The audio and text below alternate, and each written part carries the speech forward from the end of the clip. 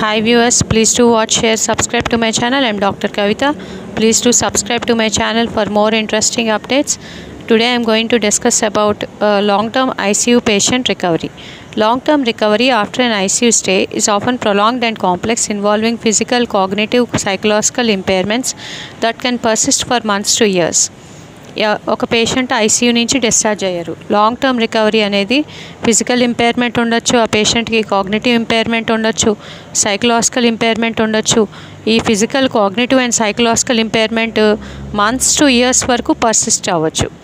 Key points about long-term ICU patient recovery include: about 25 to 80% of ICU patients develop new or worsened impairments after discharge, which may affect physical function, cognition, and mental health. This is more pronounced in patients with prolonged ICU stays, such as those requiring a week or more of mechanical ventilation. So 100 మంది patients ICU patients discharge అయితే అందులో 25 to 80 patients అంటే 25% to 80% of the ICU పేషెంట్స్కి discharge అయిన తర్వాత new or worsened impairments అవ్వచ్చు. దానివల్ల physical function effect అవ్వచ్చు, కాగ్నిషన్ ఎఫెక్ట్ అవ్వచ్చు, మెంటల్ హెల్త్ ఎఫెక్ట్ అవ్వచ్చు. ఇది ఎవరికి జరుగుద్ది అంటే యూజువల్గా అందరికీ జరగదు, కానీ ప్రొలాంగ్డ్ ఐసీయూ స్టేస్, చాలా రోజులు ఐసీయూ స్టేలో ఉన్నారు, కాంట్రాక్చర్స్ వచ్చేసినాయి, బెడ్ సోర్స్ వచ్చేసినాయి, వూండ్స్ వచ్చేసినాయి, ప్రెషర్ సోర్స్ వచ్చేసినాయి, లేకపోతే ఐసీయూ డెలీరియం వచ్చేసింది, ఐసీయూ సైకోసిస్ వచ్చేసింది, సో రెస్పిరేటరీ డిస్ఫంక్షన్ పర్సిస్టెంట్గా ఉంది, సో మెకానికల్ వెంటిలేషన్ మీద ప్రొలాంగ్డ్గా ఉన్నారు. సో వాళ్ళకి యూజువల్గా new or worsened impairments after discharge రావడం జరుగుద్ది. దానివల్ల physical function, cognition and mental health effect అవ్వడం జరుగుద్ది. Physical recovery issues include muscle weakness, contractures, respiratory difficulties, fatigue and general deconditioning. Rehabilitation needs to start early, ideally within the ICU stay, and continue through hospitalization and post-discharge. మామూలుగా physical recovery issues ఏమేమి ఉంటాయి? Muscles week అయిపోవచ్చు, contractures form అవ్వచ్చు, joints, respiratory difficulties రావచ్చు. Ventilation మీద తీగానే వాళ్ళు respiratory muscles recover అయిపోతాయనే rule ఏం లేదు కదా. రెస్పిరేటరీ మసిల్ ఫెటీగ్ ఉండొచ్చు, ఆయాస పడుతూ ఉంటారు, ఐసీయూ నుంచి డిశ్చార్జ్ అయినా నాకు ఇంకా ఆయాసం వస్తుంది ఏంటి అని అనిపిస్తూ ఉంటుంది, ఫెటీగ్ ఉండొచ్చు. ఏమన్నా కార్డియాక్ ఇష్యూస్ అయితే ఒకవేళ మెకానికల్ వెంటిలేషన్ మీదకి వెళ్తే persistent SOB, shortness of breath ఉండొచ్చు.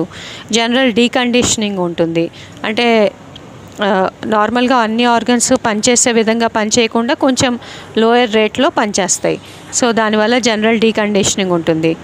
సో రిహాబిలిటేషన్ అనేది ఎర్లీగా స్టార్ట్ చేస్తే, ఐసీయూ స్టే అప్పుడే స్టార్ట్ చేస్తే, throughout the hospitalization continue చేసి, పోస్ట్ డిశ్చార్జ్ అప్పుడు కూడా కంటిన్యూ చేస్తే అప్పుడు ఈ ఫిజికల్ రికవరీ ఇష్యూస్ అనేవి ఉండకపోవచ్చు, అంత ఎఫెక్ట్ ఉండకపోవచ్చు. Next, cognitive problems and psychological sequelae such as post traumatic stress disorder, anxiety and depression are common and can significantly impact quality of life long after discharge. Psychological support and monitoring are important components of recovery. So కొంతమందికి cognitive problems, psychological sequelae వస్తాయి, దానివల్ల post traumatic stress disorder, anxiety, depression ఇవన్నీ develop అవుతాయి. దానివల్ల post discharge quality of లైఫ్ని impair అయిపోతుంది. So psychological support and monitoring are important components of recovery. Next, recovery is often a frustrating and gradual process, with patients feeling abandoned or anxious when transitioning from ICU to ward and then home. ICU పేషెంట్ని డైరెక్ట్గా ఇంటికి discharge చేయరు కదా, యూజువల్గా వార్డుకి discharge చేస్తారు, వార్డుకి పంపిస్తారు, వార్డ్ నుంచి ఇంటికి డిశ్చార్జ్ చేస్తారు. సో ఈ ప్రాసెస్లో, ఈ రికవరీ ప్రాసెస్లో కొంతమందికి యాంగ్జైటీగా ఉంటుంది, కొంతమందికి అలోన్గా ఫీల్ అవుతారు, కొంతమంది అబాండన్డ్గా ఫీల్ అవుతారు. So it is often a frustrating and gradual process. ఈ రికవరీ అనేది ఎంతో కొంత ఫ్రస్ట్రేటింగ్ అండ్ గ్రాడ్యువల్ ప్రాసెస్ కింద తయారవుతుంది.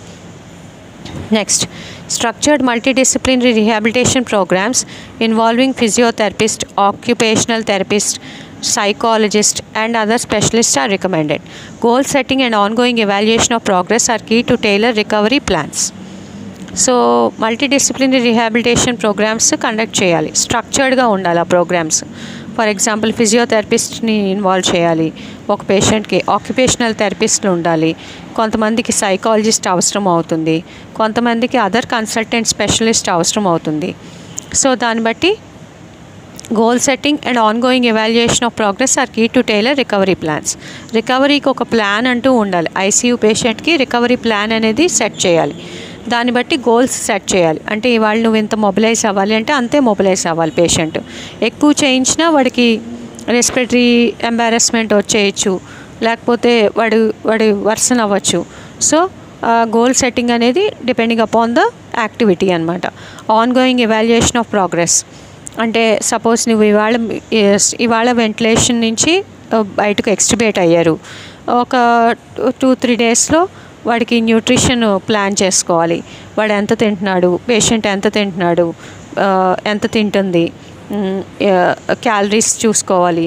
వాళ్ళు ఓరల్గా తీసుకోగలుగుతున్నారు, ఎంత తీసుకోగలుగుతున్నారు, ఎక్కువ తినేయాలనిపిస్తుందా, ఎర్లీ సెటైటీ వచ్చేస్తుందా, అబ్డామినల్ ఫుల్నెస్ వచ్చేస్తుందా, అలాగనమాట. సో ఫిజియోథెరపీ ఎంతవరకు చేశారు, మసిల్ ఫెటీగ్ ఎంతవరకు ఉంది, మసిల్ వీక్నెస్ ఎంతవరకు ఉంది, కాంట్రాక్చర్స్ ఎంతవరకు డెవలప్ అయినాయి, ఏమైనా బెడ్ సోర్స్ ఉన్నాయా, సైకలాజికల్గా ఐసీయూ డెలీరియం కానీ ఐసీయూ సైకోసిస్ కానీ ఏమైనా డెవలప్ అయినాయా, సైకాలజిస్ట్ కౌన్సిల్ చేశారా, ఎంతవరకు కౌన్సిలింగ్ చేశారు, వాడు ఆ పేషెంట్ ఎంతవరకు గెయిన్ చేశాడు సైకాలజిస్ట్ నుంచి, ఇవన్నీ చూసుకోవాలి.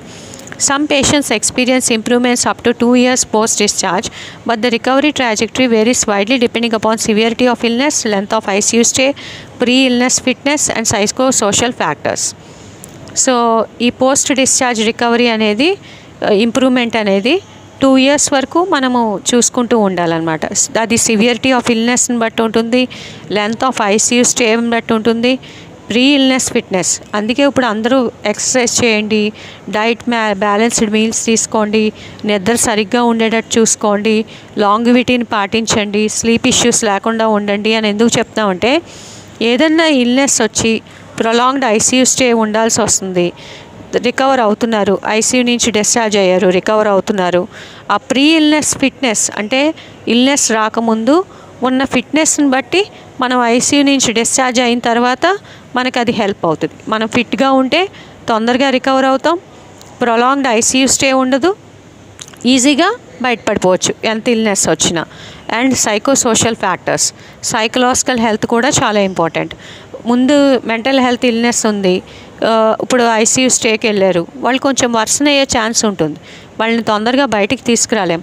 లేదు సైకలాజికల్గా ఫిట్గా ఉన్నారు, వాళ్ళని ఈజీగా ఐసీయూ నుంచి బయటికి తీసుకురాగలుగుతాం. సో చాలా రీసెర్చెస్లో అది ప్రూవెన్ అయింది. సో మెంటల్ హెల్త్ ఫిట్నెస్ అనేది డైలీ ఎవ్రీ డే కనీసం 10 minutes మనం చెక్ చేసుకుంటూ ఉండాలి. Writing a journal, sleeping well, listening to meditation, guided meditation follow అవడం, లేకపోతే simply close your eyes and SIT on the couch for at least ½ an hour. So అలాగనమాట exercise fitness, psychological fitness. మనము ఫ్యూచర్లో ఏదైనా ఇల్నెస్కి prone అయినా మనం దాని నుంచి ఈజీగా బయట రాగలం. Physical and mental health, psychological health బాగుంటే మనం ఈజీగా ఎలాంటి జబ్బులు వచ్చినా బయటకు వచ్చేయచ్చు. Follow-up clinics specialized in post-ICU care play an important role in identifying and managing long-term complications and supporting patient and family coping. ఫాలోఅప్లో ఈ పోస్ట్ ఐసీయూ కేర్లో ఫాలోఅప్ క్లినిక్స్ అనేవి మనం పెట్టుకోవాలి. అంటే ఐసీయూ పేషెంట్స్కి మాత్రమే సెపరేట్గా ఫాలోఅప్ చూసుకుంటూ ఉండాలి. పలానా ఐసీయూ పేషెంట్ డిశ్చార్జ్ అయ్యారు, ఫస్ట్ 1 weekలో వచ్చి కనిపించాడు, మనం ఏదో మెడిసిన్ రాసి ఇంటికి పంపించేసాం, తర్వాత మళ్ళీ నెక్స్ట్ 15 daysకో 20 daysకో ఒకసారి వచ్చి కనిపించమనాలి. కొంతమందికి ఓపీ ఛార్జెస్ కూడా మనము నెగ్లిజిబుల్గా వదిలేసేయాలి. ఎందుకంటే జస్ట్ 10 minutes కౌన్సిలింగ్ తీసుకుని వెళ్ళిపోతాడు, అస్తమానికి ట్రీట్మెంట్ కోసమే రాడు కదా. సో జస్ట్ 5 minutes స్పేర్ చేసుకోవాలి డాక్టర్. మళ్ళీ ఛార్జ్ చేయకపోతే వాడు ఈజీగా వస్తాడు, ఛార్జ్ చేసే కొద్దీ డిలే అయిపోతుంది రావడం. సో దాన్ని బట్టి రికవరీ కూడా డిలే అయిపోతుంది. జస్ట్ ఫోన్ కాల్, ఒకవేళ హాస్పిటల్కి రాలేరు, మీరు నాకు ఒక రిమైండింగ్ కాల్ చేయండి అని డాక్టర్ చెప్పాలి. అంటే ఎవ్రీ 20 days నేను ఎలా ఉన్నాను అని మీరు ఒకసారి నాకు ఫోన్ చేసి చెప్పండి అని చెప్పాలి.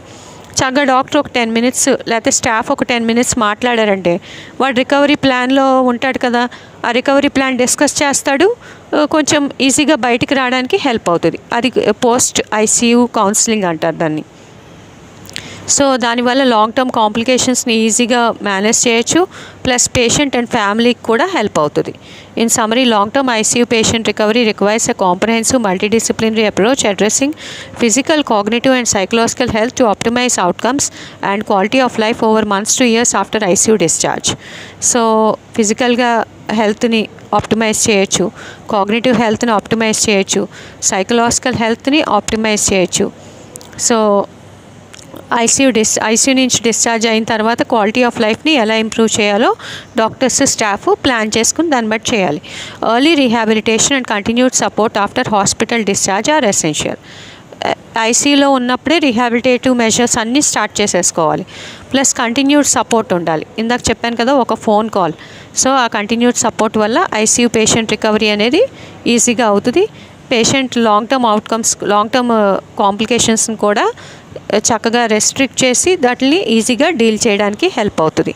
Thank you. Please to subscribe to my channel. Thank you.